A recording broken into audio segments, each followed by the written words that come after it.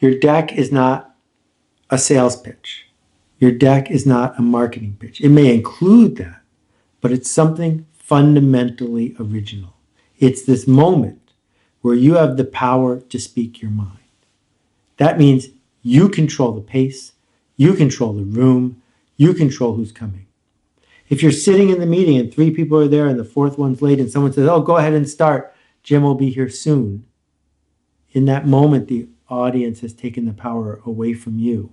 They said, you go ahead and do your thing and we'll catch Jim up. Well, if your presentation is worth giving, it's worth giving to the person who's going to be able to make a decision. You're the one who's got the clicker.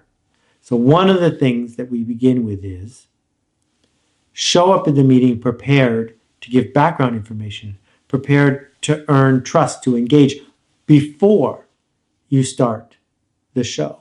Once you begin, you're in. This is the moment. You're saying, I have something to say. I need you to listen. You control how big the screen is. You control the fact that you brought a battery-powered clicker, because those things reinforce the fact that I, the person with the presentation, am here to say something to you. And if you're not ready to do that, don't make a presentation. One of the things I want to challenge you to do is ask yourself this question. Should I be sending a memo instead? Nothing wrong with memos. Memos are a really good way to present lots of detailed information. Memos are a very powerful way to lay out a narrative even when you're not in the room.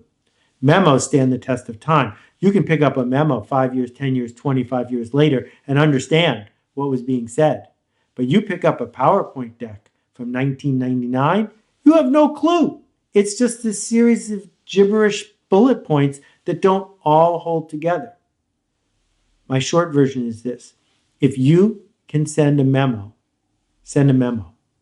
That what a deck is for this other kind of engagement that isn't possible without it. Which leads to this big idea that they use at Amazon. And if you work at an organization, I'm hoping you will consider it, maybe even try it out. Here's the way meetings for new ideas and proposals work at Amazon. You invite all the people who need to be there, and you bring a memo. It can be up to 3 pages long. It has to have margins. You're not allowed to cheat and use 9-point type. 3 pages laying out the argument you want to make. 3 pages of assertions and background and risks and action items. Everyone comes to the meeting. You hand the memo out to everyone, not in advance. And people sit there and read it right in front of you. I've been there. It's awkward, but it's worth it. Because what's happening is now everyone is on the hook to hear your best version of the narrative. For the next 30 minutes or 45 minutes, the people in the room ask you questions. The people in the room challenge your assumptions. And then if the meeting goes the way the meeting's supposed to go, an action item is agreed upon. No, we're not going to do this. Yes, we're going to do this. No, we're not going to do it yet, but you have to follow up with this person about these 3 things. And then it moves forward. It's a different sort of theater. But what it does is it highlights what's actually happening here. Because if you don't have 3 pages that you can present to make your argument clearly, you probably don't have an argument.